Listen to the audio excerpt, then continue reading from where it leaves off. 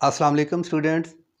आज की जो हमारी वाइट बोर्ड की प्रेजेंटेशन है और जो हमारा लेक्चर है pharmacy technician pharmacology unit 3 anticholinergic drugs के बारे में है। इससे प्रीवियस लेक्चर में स्टूडेंट्स हमने कोलिनर्जिक ड्रग्स के बारे में पढ़ा, कोलिनर्जिक ड्रग्स के एगोनिस्ट के बारे में पढ़ा। उसके बाद जो है डायरेक्ट एक्टिंग एगोनिस्ट के बारे में और इनडायरेक्ट एक्टिंग एगोनिस्ट के बारे में पढ़ा। जो आज का लेक्चर है वो यानी एंटी कोलिनर्जिक ड्रग्स, यानी हमने ये पढ़ना है आज के लेक्चर के अंदर कि कौन सी ड्रग जो है वो स्टाइल कोलिन को उसकी बाइंडिंग साइट पे बाइंड नहीं होने देती। यानी कोलिनर्जिक ड्रग्स के अंदर हमने पढ़ा था कि कोलिनर्जिक रिसेप्टर्स पे स्टाइल कोलिन की बाइंडिंग और या उन ड्रग्स की बाइंडिंग और उसके बाद जो है उनका जो फार्माकोलॉजिकल एक्शन है उसके बारे में। और आज के लेक्चर के अंदर हमने पढ़ना है कि स्टाइल कोलिन को ये ड्रग उनके रिस्पेक्टिव रिसेप्टर पे बाइंड ही नहीं होने देंगे, यानी स्टाइल कोलिन की इनहिबिशन करेंगी और अपना एक्शन शो करेंगी। अब वाइट बोर्ड की प्रेजेंटेशन में हम देखते हैं कि एंटीकोलिनर्जिक ड्रग्स जो हैं इसके और भी इनको किन किन नामों से जाना जाता है। तो स्टूडेंट सबसे पहले आपको बताऊं कि कोलिनर्जिक जो एंटागोनिस्ट हैं इनके और भी नाम है, जिस तरह के एंटीकोलिनर्जिक ड्रग्स हैं, यानी इसने स्टाइल कोलिन के एंटी काम करना है, यानी स्टाइल कोलिन को काम करने से रोकना है, इसलिए ये एंटीकोलिनर्जिक ड्रग्स भी हैं। उसके बाद हमने कोलिनर्जिक एगोनिस्ट के बारे में पढ़ा था कि कोलिनर्जिक एगोनिस्ट यानी कोलिनर्जिक सिस्टम्स की तरह काम करने वाली, स्टाइल कोलिन की तरह काम करने वाली, लेकिन ये जो ड्रग्स हैं ये कोलिनर्जिक एंटागोनिस्ट हैं, यानी ये जो एगोनिस्ट हैं ये स्टाइल कोलिन के अगेंस्ट काम करने वाले, इसलिए ये एंटागोनिस्ट होंगे। उसके बाद स्टूडेंट्स हमने एक और टर्म पढ़ी थी जो कोलिनर्जिक ड्रग्स थी, वो थी पैरासिम्पैथोमिमिक या माइमेटिक करती है, या मिमिक यानी पैरासिम्पैथोमाइमेटिक हमने ड्रग्स के बारे में कहा था जो कोलिनर्जिक ड्रग्स थी।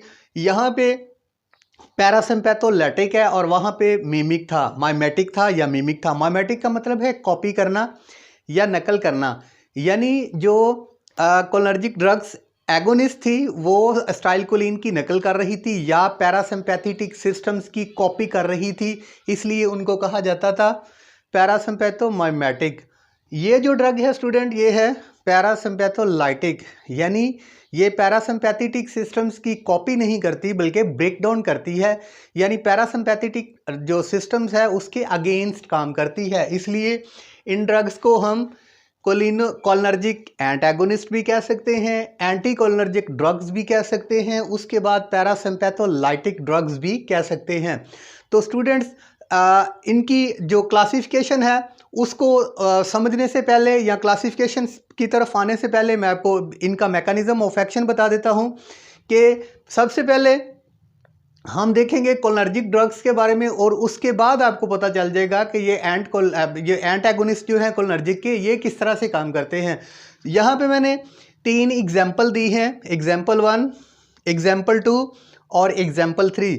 सबसे पहले एग्जाम्पल 1 पे ये आपको बताऊंगा कि फॉर एग्जांपल ये हमारा जो मस्करानिक रिसेप्टर्स है, तीनों मस्करानिक रिसेप्टर्स हैं, किस तरह से जो है स्टाइल कोलिन इन पे बाइंड होती थी और किस तरह से अपना एक्शन शो करती थी, और जो एंटागोनिस्ट हैं उनका वो किस तरीके से काम करेंगे। सबसे पहले देखते हैं कि अगर ये मस्करानिक रिसेप्टर स्टाइल कोलिन का जो है वो रिसेप्टर है, इसके ऊपर आके स्टाइल कोलिन बाइंड होती है, तो ये क्या बनेगा, रिसेप्टर यानी रिसेप्टर प्लस जो है स्टाइल कोलिन ये बनेगी, यानी ये बनेगी रिसेप्टर्स प्लस जो स्टाइल कोलिन है वो फॉर्मेशन होगी, रिसेप्टर प्लस जो मॉलिक्यूल है उसकी फॉर्मेशन बनेगी, और ये हमारे पास जो रिस्पांस होगा वो होगा कोलिनर्जिक एक्शन, यानी स्टाइल कोलिन अपने रिस्पेक्टिव रिसेप्टर पे बाइंड होगी और एक्शन क्या देगी, कोलिनर्जिक एक्शन। ठीक है, ये था एक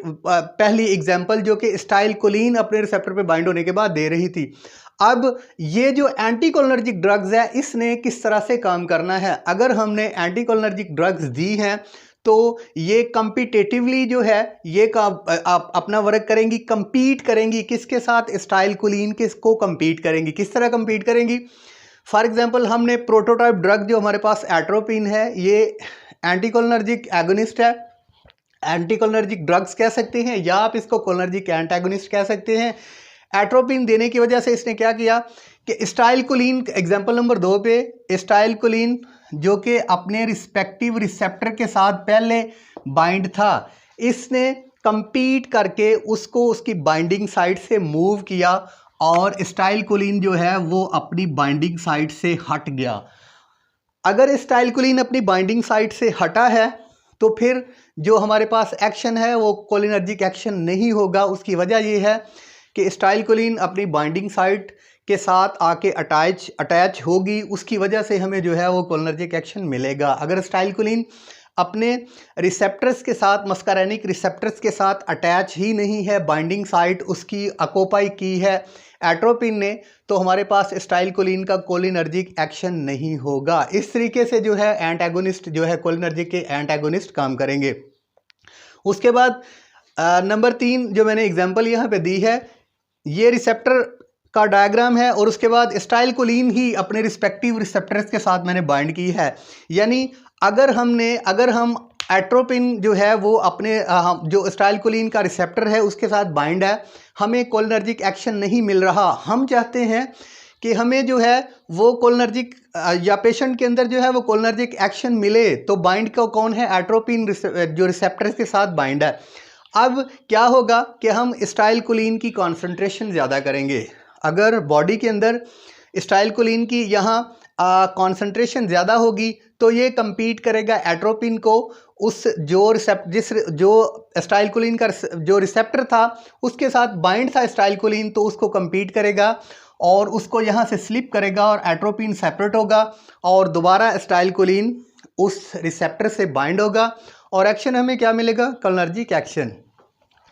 तो स्टूडेंट्स उसके बाद देखते हैं, ये एग्जांपल थी एंटी एसिटाइलकोलिन के काम करने वाले जो ड्रग हैं कोलिनर्जिक एंटागोनिस्ट की। तो यहाँ पे अब क्लासिफिकेशन देखते हैं कि कौन सी क्लासिफिकेशन है। क्लासिफिकेशन का मैंने आपको इससे प्रीवियस लेक्चर में भी बताया था। क्लासिफिकेशन कहते हैं कि ऐसी ड्रग्स को उस ग्रुप्स में रखना जो कि एक ही तरह से काम कर रही होती हैं, उस जैसा काम कर रही होती हैं, यानी एक दूसरे से मिलते जुलता काम कर रही होती हैं। ऐसी ड्रग्स को हम ग्रुप्स में जब डिवाइड करते हैं तो उनको हम कहेंगे कि ये इन ड्रग्स की क्लासिफिकेशन है। तो सबसे पहले स्टूडेंट्स यहाँ पे जो क्लासिफिकेशन है वो 2 तरीक़ों से हुई है। सबसे पहले है मस्कारेनिक ब्लॉकर्स ड्रग्स जो हैं इनको एंटी मस्कारेनिक एजेंट्स भी कहते हैं, एक इनकी क्लासिफिकेशन है। यानी मैंने बताया था आपको कि ये जितने भी कोलिनर्जिक ड्रग्स हैं ये 2 तरह के रिसेप्टर्स पे काम करती हैं, मस्कारेनिक रिसेप्टर्स और निकोटीनिक रिसेप्टर्स। मस्कारेनिक रिसेप्टर्स में हमने बताया था M1 रिसेप्टर है, M2, M3, M4, M5 भी है, लेकिन M1, M2 और M3 जो रिसेप्टर्स हैं वो यहाँ पे काबिल ज़िक्र हैं। उसके बाद दूसरी तरह की जो क्लासिफिकेशन है, ऐसी ड्रग्स जो कि निकोटीनिक रिसेप्टर्स पे काम करती हैं, उनकी 2 टाइप्स हैं। एक गैंग्लियोनिक ब्लॉकर्स है और दूसरी जो है ये न्यूरोमस्कुलर ब्लॉकर्स है। सबसे पहले देखते हैं एंटी मस्कारेनिक एजेंट्स क्या हैं। एंटी मस्कारेनिक एजेंट्स ऐसी ड्रग्स हैं जो कि मस्कारेनिक रिसेप्टर्स की बाइंडिंग साइट्स के साथ जाके अटैच होती हैं और एसिटाइलकोलिन को वहाँ पे काम करने से इनहिबिट करती हैं। यानी एसिटाइलकोलिन की उसका रिसेप्टर्स है उसके साथ जाके बाइंड होंगी और एसिटाइलकोलिन को की जो एक्शन होगा उसको इनहिबिट करेंगी। ये कहलाएंगी मस्कारेनिक एजेंट्स, यानी एंटी मस्कारेनिक एजेंट्स। ऐसी ड्रग्स जो कि मस्कारेनिक रिसेप्टर्स के साथ एसिटाइलकोलिन की बाइंडिंग को रोकेंगी, वो कहलाएंगी एंटी मस्कारेनिक एजेंट्स। उसकी जो प्रोटोटाइप ड्रग है स्टूडेंट्स वो है एट्रोपिन। और ये किन रिसेप्टर्स पे काम करेंगी? एंटी मस्कारेनिक ड्रग्स हैं। M1 रिसेप्टर्स के बारे में मैंने आपको बताया था, M2 receptors, M3 receptors. Anti muscarinic agents जो हैं ये 3 रिसेप्टर्स पे एसिटाइलकोलिन की बाइंडिंग को इनहिबिट करेंगे। इस तरह से ये एंटी मस्कारेनिक एजेंट्स कहलाएंगी। और जो एंटी मस्कारेनिक एजेंट है उसकी प्रोटोटाइप जो ड्रग है स्कोलामाइन है और उसके बाद एट्रोपिन है। ठीक है। उसके बाद स्टूडेंट्स दूसरी क्लासिफिकेशन है जो कि निकोटीनिक रिसेप्टर्स पे एसिटाइलकोलिन की बाइंडिंग को इनहिबिट कर रही होती हैं। वो 2 तरह की हैं। एक गैंग्लियोनिक ब्लॉकर है, ये NN रिसेप्टर्स पे काम करती हैं। मैंने आपको निकोटीनिक रिसेप्टर्स के बारे में बताया था कि इसकी दो टाइप्स हैं, NM और NN। ये जो गैंग्लियोनिक ब्लॉकर है ये NN रिसेप्टर्स पे स्टाइलकोलिन की जो बाइंडिंग है उसको इनहिबिट करेंगी, और जो दूसरे नंबर पे न्यूरोमस्कुलर ब्लॉकर हैं वो NM रिसेप्टर्स पे स्टाइलकोलिन की बाइंडिंग को इनहिबिट करेंगी।